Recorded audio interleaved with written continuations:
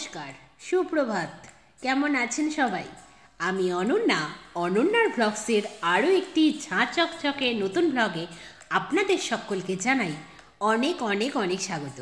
আশা করছি আপনারা সকলে খুব ভালো আছেন, সুস্থ আছেন, সাবধানে আছেন, নিরাপদে আছেন। আমরাও বেশ ভালোই আছি। আজ দিনটি শুক্রবার, সকাল এখন 10:30 মতো বাজে। আপনাদেরকে সাথে নিয়ে ঠিক এখন থেকেই আজকের ব্লগটি আমি শুরু করছি। যথারীতি সকালে ঘুম থেকে উঠতে আজ আমি ভীষণই লেট করে ফেলেছি। গতকাল সেই পেটের অসুবিধের জন্য রাতে শুয়েও পড়েছিলাম তাড়াতাড়ি, কিন্তু জানি না কেন ঘুম ভাঙতে এতটা লেট হয়ে গেল। ঘুম থেকে উঠেই দেখছি মা স্নান সেরে পুজো করতে ঠাকুর ঘরে পৌঁছে গেছে, এদিকে বাবারও চা পর্ব কমপ্লিট, আমি লাস্ট। সেই জন্যই উঠলাম, উঠে একটু ছাদ বাগান আর দোতলা থেকে ঘুরে এলাম, তারপরে নিজেই চা বানিয়ে খেলাম। চায়ের সাথে নিলাম শুকনো মুড়ি, যেটা সচরাচর আমি খাই না, কিন্তু খেতে হচ্ছে। পেটের পরিস্থিতি যে কীরকম আছে সকাল সকাল তো বুঝতে পারছি না, কিন্তু মাঝে মাঝে পেট থেকে কেমন যেন একটা কলকল আওয়াজ হচ্ছে। কি যে হচ্ছে, কেমন যে আছে পেটটা কে জানে বাবা। ভীষণ ভয়ও লাগছে। গতকাল সারাটা দিন যা কষ্ট পেয়েছি, সেই কষ্টের পুনরাবৃত্তি ঘটুক সেটা আমি চাই না।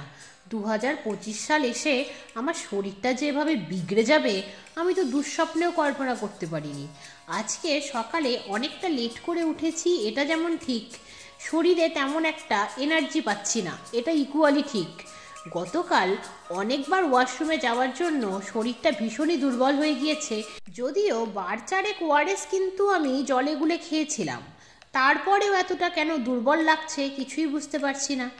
একা একা চা আর মুড়ি খেয়ে তারপরে চায়ের বাসনগুলো সব এক এক করে মেজে ফেললাম, কারণ চায়ের বাসন তো আমি বা মা দুজনের মধ্যে কেউ একজন রান্নাঘরের সিঙ্কেই মেজে ফেলি, তো সেই মতোই রান্নাঘরের সিঙ্কে মেজেই ফেললাম। তারপরে চলে এলাম ঘরে।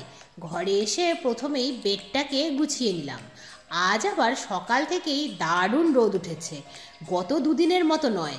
আজকের ওয়েদারটা অনেকটাই ভালো, সেই তুলনায় দেখতে গেলে আমার কিন্তু এনার্জি থাকার কথা বলুন, কিন্তু শরীরটাই জুতেন নেই, কি আর এনার্জি লাগবে। 2025 এসে কি ভালো হলো সেটাই ভাবছি, নাকি প্রথম দিকে একটু কষ্ট হবে পরে সব ঠিক হয়ে যাবে, নাকি প্রথম দিকে একটু কষ্ট হবে পরে সব সহ্য হয়ে যাবে, কিছুই তো বুঝতে পারছি না। যদিও আমি ছোটবেলা থেকেই দেখে আসছি জোর বছরগুলোর তুলনায় বিজোড় বছরগুলো আমার আবার ভালো যায়। কি জানি বাবা এই বছরটা আবার কেমন যাবে। যদিও এটি বিজোড় বছর, কিন্তু এটি আবার মঙ্গলের বছর। যেমন 2024 সালটি ছিল শনির বছর, কর্মফলদাতা শনিদেব শুধুমাত্র কি আমাকে কর্মফলই দিলেন? তাহলে আমি যে এত কর্ম করলাম তার সুফলটা কি পেলাম সেটাই বুঝলাম না, নাকি এতটাই কুকর্ম করে ফেলেছিলাম যার জন্য প্রতি পদে পদে ঠোকর খেতে খেতেই বছরটা শেষ করে ফেললাম। কিছু বোঝার আগেই তো বছরটা শেষ হয়ে গেল, আর যাওয়ার সময় 2024 বলেও গেল না কোন কর্মের কী ফল সে দিয়ে গেল। এবার এলো 2025 এসেই প্রথম দিন বিরিয়ানি আর মাটন খেয়ে বছরটা ভালোভাবে শুরু করলেও দ্বিতীয় দিন যা শারীরিক কষ্ট পেলাম, তাতে করে বছরটা যে কেমন হবে কিছুই বুঝতে পারছি না। দেখাই যাক কি হচ্ছে, কারণ যাই হবে সেটাই মেনে নিতে হবে। আমরা তো শুধু পৃথিবীতে বাস করি সব কিছু মেনে নিতে আর মানিয়ে নিতে। দেখাই যাক কি হচ্ছে, অত চিন্তা করে লাভ নেই বলুন। চিন্তা করলেও যা হবে, চিন্তা না করলেও তাই হবে। সেই জন্যই মাঝে মাঝে দুশ্চিন্তা হলেও নিজেকে বোঝাই, আরে চিন্তা করে করবি কি, যা আছে কপালে সে তো হবেই। এটাও ঠিক। তবে এই মঙ্গল শনির কথা শুনে আপনাদের মনে হতে পারে আমি আবার জ্যোতিষী চর্চা করি কিনা। আর বলবেন না, ছোটবেলা থেকেই হাতে অনেকগুলো স্টোন পরিয়ে দেওয়া হয়েছিল আমাকে। তার পিছনেও রয়েছে কারণ, আমার বাবা মা জ্যোতিষী বিদ্যায় বিশ্বাসী, আমার সেই জন্য কোষ্ঠীও রয়েছে। যাই হোক, তারপর একটু বড় হতেই সেই স্টোনগুলো হাতে পড়ে থাকতে থাকতে যা হয় আর কি, বিশ্বাস হয়ে গেল যে হ্যাঁ এই স্টোনগুলোর জন্যই নাকি আমার কোনো বিপদ আপদ হয় না। ভালো কথা, বিশ্বাসে মিলায় বস্তু। তারপর যখন কলেজে গেলাম। কলেজে তো অনেক সময় অফ পিরিয়ড থাকে, সেই সময়টাতে আমাদের যে ফ্রেন্ড সার্কেলটা ছিল তার মধ্যে একজন বেশ কিছু জ্যোতিষী বিদ্যার বই নিয়ে যেত, যাতে করে আমরা টাইমটা পাস করতে পারি। সেই জ্যোতিষী বিদ্যার বইগুলো পড়ে পড়ে আমিও বেশ ভালোই হাত দেখতে শিখে গিয়েছিলাম জানেন। যাকে হাত দেখে যা বলতাম সেটাই হয়ে যেত। অদ্ভুত ব্যাপার। তাতে করে কোনো আত্মীয় স্বজনের বাড়ি গেলেই আমার বিষম বিপদ হয়ে যেত। যাওয়ার কিছুক্ষণের মধ্যেই সেই বাড়ির সব লোকজন হাত পেতে বলতো, আমারটা দেখে দে। ও বলে আমারটা দেখে দে। দেখে দিয়েই বলে বল কি হবে এরপরে। কি জ্বালা বলুন তো। তারপর ধীরে ধীরে কলেজের পর্বও মিটলো। তারপরে সেই হাই স্কুলের জবটাতে জয়েন করলাম। তারপর সেই জ্যোতিষী চর্চা out of sight out of mind হয়ে গেল। ধীরে ধীরে ভুলতে বসেছি। তবে হ্যাঁ, এককালে যেহেতু প্রচুর চর্চা করেছিলাম, সেই জন্য এখনও বিষয়গুলোকে আমি বিশ্বাস করি। এটাই ব্যাপার। আপনাদের মধ্যে অনেকেই আছেন যারা এসব মানেনি না, কিন্তু আমি মানি।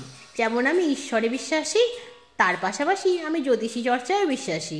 সেই জন্যই আপনারা খেয়াল করে দেখবেন আমার বাঁ হাতের রিস্টে অনেকগুলো স্টোন আছে। সেগুলো যদিও আমি ছোটোবেলা থেকেই হাতে পড়ছি, বড় হওয়ার সাথে সাথে স্টোনগুলো বদলে গেছে, কিন্তু হাতের যেই পজিশানে স্টোনের কলেরটা ছিল সেই পজিশানে আজও রয়ে গেছে।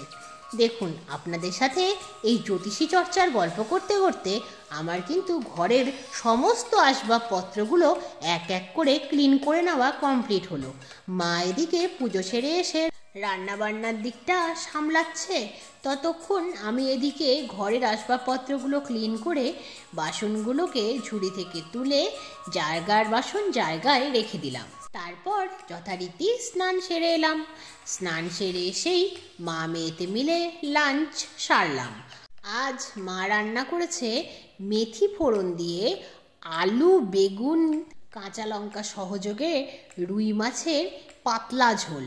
পাতলা বলতে কোনো শুকনো লঙ্কার গুঁড়ো মা এতে অ্যাড করেনি, কারণ আমার পেটের অবস্থা যে কি আমি নিজেই জানি না, মা কি করে জানবে বলুন। মা বলছে কয়েকটা দিন এরকম হালকা পাতলা খেলেই নাকি আমার পেটের অবস্থা শুধরে যাবে। দেখাই যাক কি হয়। তারপর মা মেয়েতে মিলে লাঞ্চ কমপ্লিট করে ছাদে এলাম। ছাদে এসে শুকনো জামা কাপড়গুলো এক এক করে তুললাম আর ভিজে জামা কাপড়গুলো মেলে দিলাম। আজ বেশ ভালোই রোদ উঠেছে ছাদে, সেই জন্যই ভাবলাম শুকনো জামা কাপড়গুলো ভাঁজ করে গরম থাকতে থাকতেই নিচে নিয়ে যাই। তারপরে মা মেয়েতে মিলে ছাদে এসে গল্পগুজব করব মাদুর পেতে বসে।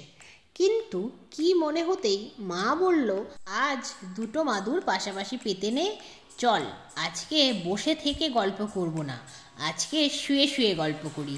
যদিও গতকাল শারীরিক অসুস্থতার জন্য ছাদে শুয়েছিলাম, ছাদে শোয়া আমার জীবনে গতকালই প্রথম ঘটেছে।